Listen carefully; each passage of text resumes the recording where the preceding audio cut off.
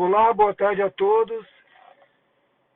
Fazer esse áudio porque eu estou saindo agora do consultório e acabei de ver uma paciente com um diagnóstico prévio, já antigo, de pseudotumor cerebral, e a causa foi o uso de leuprolida, que é um inibidor, enfim, é um inibidor de LNRH, mas ele é usado para tratamento de puberdade precoce, enfim, é um hormônio.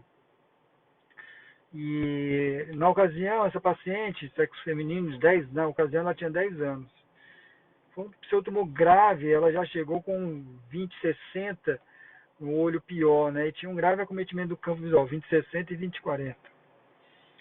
Enfim, como depois da retirada da medicação ela não apresentou melhora da pressão intracraniana tão rápido quanto a gente esperava, ela acabou realizando a válvula, e ela tem essa válvula desde os 10 anos de idade. Ela está agora com 18 anos.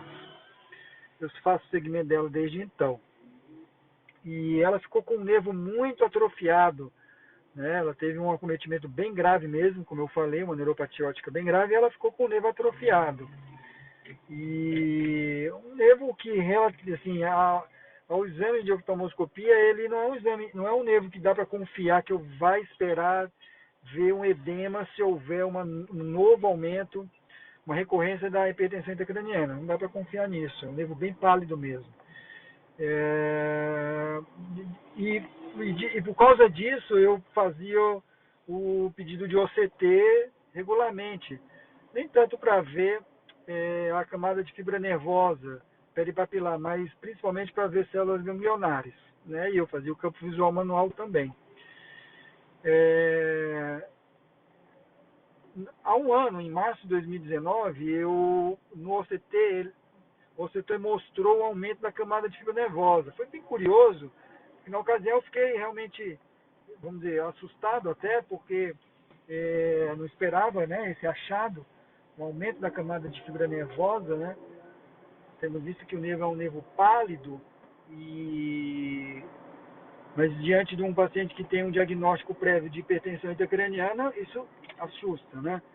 E o fundo de olho mostrava um certo borramentinho, mas difícil de cravar que era realmente um edema, né, um papiledema. Enfim, diante disso eu solicitei uma avaliação do colega neurocirurgião, que é quem acompanhava o caso dela, né, evidentemente. E falei que tinha esse achado. Na ocasião ela não tinha cefaleia nem queixa de perda de visão, março de 2019. E aí ele não, enfim, concordou com a minha hipótese, não fez LICO e não tomou nenhuma outra conduta, né? Eu falei, olha, mas a gente tem que acompanhar de perto. Mas a paciente demorou a voltar, e aí ela voltou agora, em agosto, há um mês atrás, 22 de agosto, porque aí ela começou a ter dor de cabeça 10 dias antes, e também começou a perceber o embaçamento da visão do olho bom, do olho esquerdo, que era o olho que ela tem melhor visão, que era o 20/60, né? Só que agora ela piorou bastante, senão ela ficou com uma visão até pior depois da evolução. Mas enfim,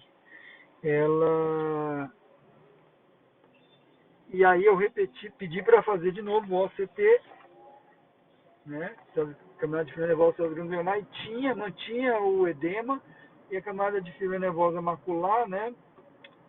Desculpa, a camada de células ganglionares da mácula apresentava uma leve redução, mas o que importa mais na prática é que mantinha essa elevação das fibras nervosas, né? Sugestivo de edema. Só que agora ela tinha cefaleia e perda visual. Repeti de novo, mandei um relatório solicitando para o colega neurocirurgião. E aí, assim, ele acatou, principalmente porque ela estava com a cefaleia e a perda visual, não tanto pelo exame, mas, e aí foi atrás. Aí ele fez ressonância, segundo ele, normal, contra uma alteração na válvula. O LICO, a manometria, foi 20, também contra uma hipertensão intracraniana, evidentemente. Mas o que fez ele submeter a paciente a uma revisão da válvula foi que a paciente, referiu que depois do LICO melhorou a dor de cabeça e melhorou um pouco a visão. Ele manteve ela com Diamox para ver se isso realmente se perpetuaria, ou seja, né? E foi o que aconteceu. Ela continuou sem dor de cabeça e com a visão, segundo ela, melhor do que antes da punção. E por isso ele resolveu revisar a válvula. Ele revisou a válvula e aí ele chegou à conclusão que o problema é que a válvula ela estava em posição, por isso que a ressonância não mostrava, mas o sensor dessa válvula, que ela é uma válvula autorregulável, ou seja, tinha um sensor que é para mostrar se a pressão está alta, aí ele drena mais e assim sucessivamente. Se tiver boa, ele drena menos, e que esse sensor estava com um problema. E era esse o problema. Então aí ele trocou a válvula e colocou uma outra válvula. Tá? E hoje ela voltou sem aquele aspecto, como eu falei, é difícil ver no fundo de olho se realmente tem o edema ou não, mas agora ela claramente não tem edema, você vê que está bem, enfim, vamos dizer, seco, né? Não tem aquele borramento que antes ela tinha, né? Para mim ficava uma sensação que podia ser um edema, mas podia ser mesmo só aquelas alterações de gliose que às vezes acontecem pós-edema. E é isso. No final das contas, o OCT ele foi muito importante naquela primeira ocasião, como agora, para ajudar a gente a definir que existia um edema mesmo num nervo óptico atrófico secundário à hipertensão intracraniana. Tá? Desculpa o áudio muito longo, mas é porque realmente é uma experiência prática que eu faço questão de passar para vocês. Um abraço a todos.